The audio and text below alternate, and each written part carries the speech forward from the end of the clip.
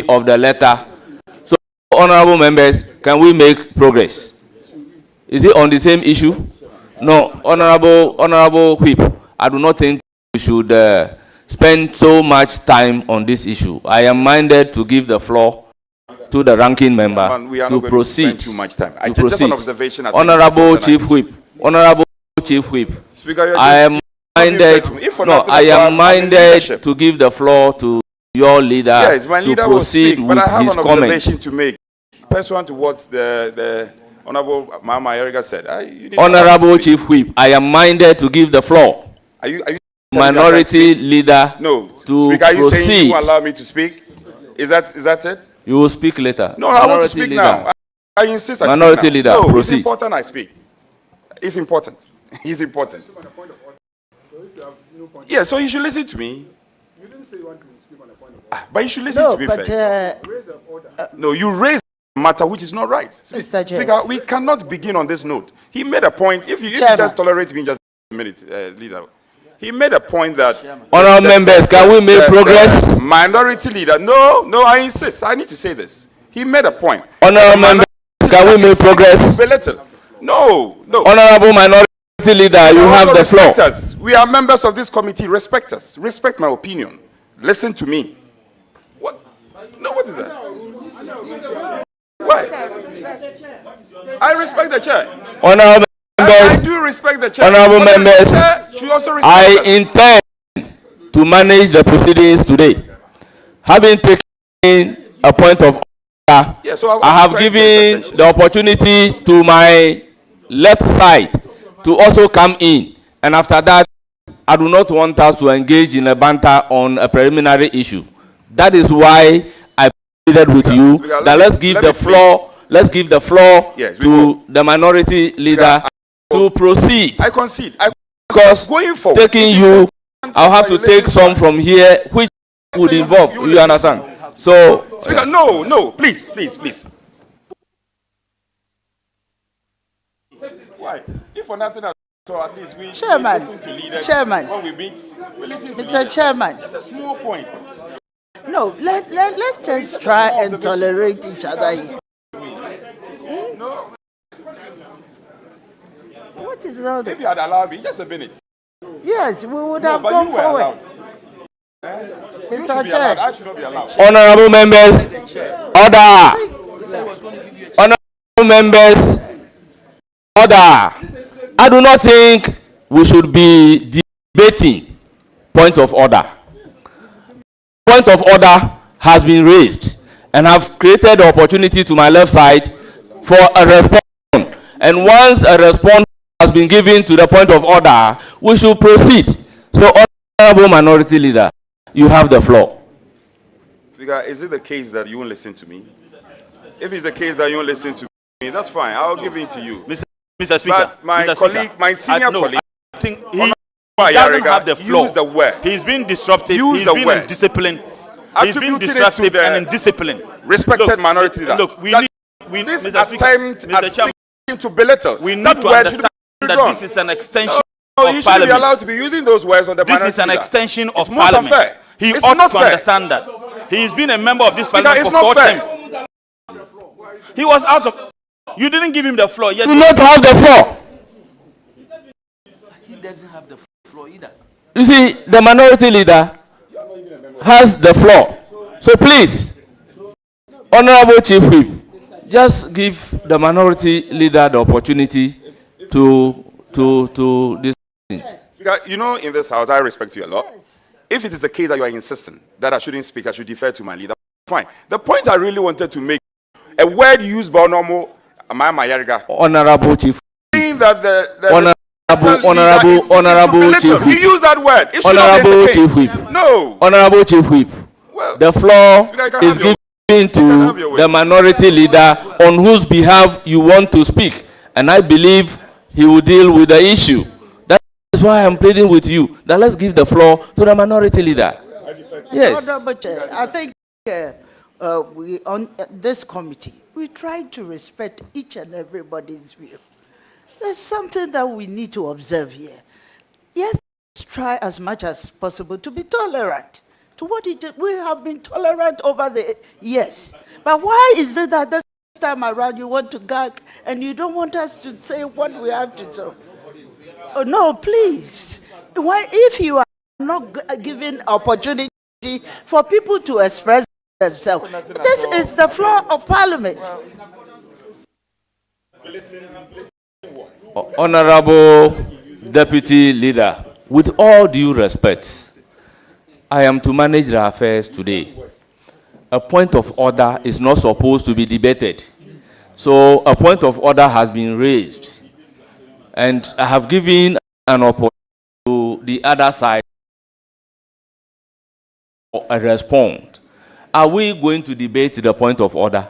It is on that basis that I was with a view that once we have taken a response to the point of order, the member speaking should be given the opportunity to continue.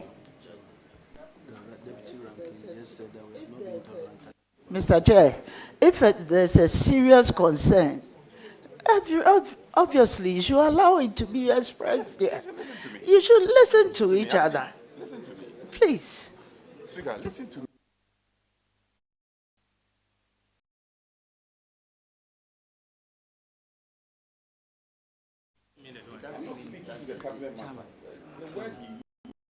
Honorable Minority, you may please proceed.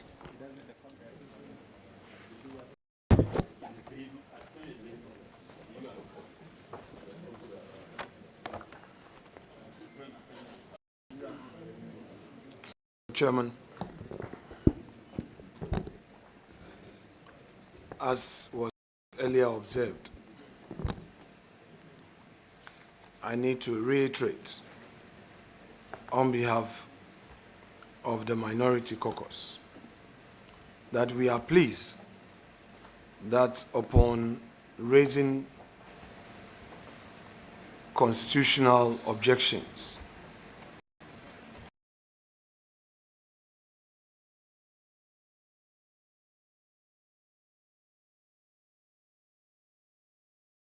the earlier communication from the presidency,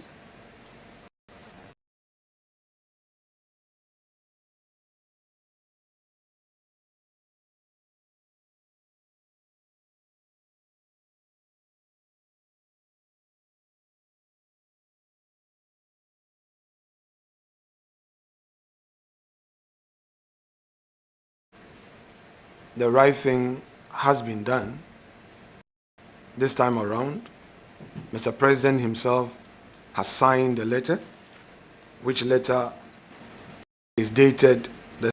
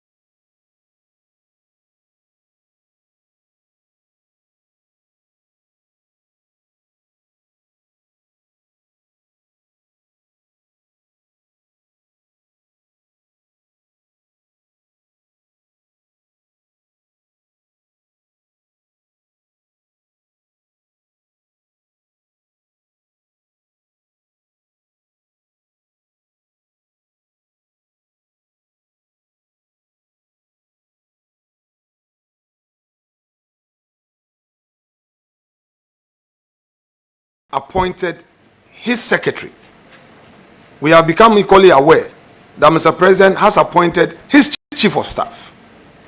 We have become aware that Mr. President has appointed an advisor, a security advisor, to his office. These are matters of constitutional yet. You cannot place something on nothing. It will fall. That is a rule. The Constitution provides for a cabinet, and we agree that that cabinet would have a secretariat. But there is no such cabinet in place, and the president has not even announced the appointment of a secretary to cabinet yet to be formed. So, Mr. Chair, we insist that this is being done in good faith. It's our duty as minority to point out some of these things to government. We do not do this to obstruct government. In fact, for the records, this is the first time that major appointment nominations are being considered expeditiously, because our side is of the view that the government must be in shape to get the country moving. We don't want the country to be run by civil servants at the various ministries. It's the reason why we are cooperating with government.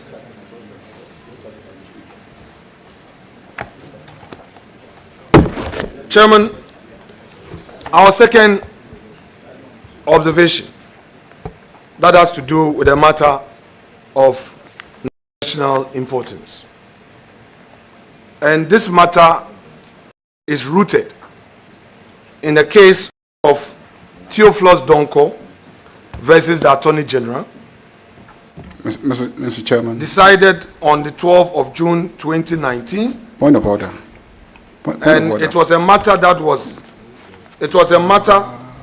that my respected colleague Godwin Eduji Tamaklu did at the Supreme Court.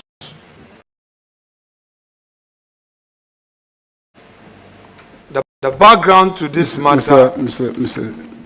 Point of order. The background Point to of this order, matter. Mr. Chairman. Point of order. It's as a result of Point of order. some revocation of appointments that took place in 2017. In the view of Mr. Eduji Tamaklo, certain chief executives who were appointed by the government, and for that matter, they were under Article 191 and 195, ought not to be sacked by mere operation of a change of government. This is what Chairman, I have a point of the order. court I have a point of order. said. Okay, sure. All right. Chairman, if you want to... I recognize Honorable Yaga on a point of order. Mr. Chairman, the standing orders of the Republic of Ghana makes provision for the establishment of committees, subcommittees, ad hoc committees, and etc. And then it provides for the scope of deliberation of committees. Your standing orders, look at order 267. Everybody, please. I don't want us to sound like we're just being difficult. Open your standing orders. Let's read together. Order 267. 1 of 267 says that in the exercise of the oversight function of a committee, the committee may consider a matter within its mandate. A matter within its mandate. Number 1. Number 2, 2672 says that where the speaker refers a matter to a committee, the deliberations of that committee shall be confined to that matter. Shall be confined to that matter. The Speaker has referred to us the nomination of Honorable Agbodza for the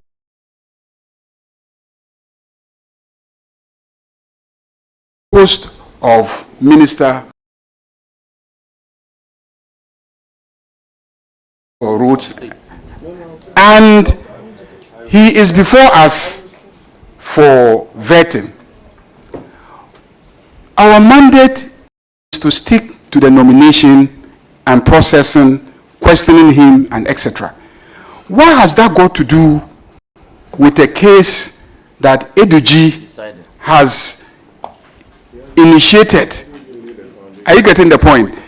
And that relates to the appointment of chief executives. Are we considering the nomination of chief executives are dismissed, how they are appointed, the proper subject of this committee's deliberation this morning? You see, we cannot, every morning that we come here, turn this platform into a press conference. We cannot do that. It cannot be tolerated. It cannot be encouraged. When somebody objects, then you say they were trying to be difficult. Please, we're all decent gentlemen and women here. Let's keep to our mandate. We are here to consider the nomination of 3 nominees that are before us. Let's stick to that. National issues, so what is not a national issue? Whether there's a toilet in my village, it's a national issue. Whether there's water flowing in my hometown, it's a national issue. Because everybody can decide what he defines as a national issue. But we're not saying that it is not even a national issue. We're saying that by our own standing orders, it is not a matter properly before us as a committee.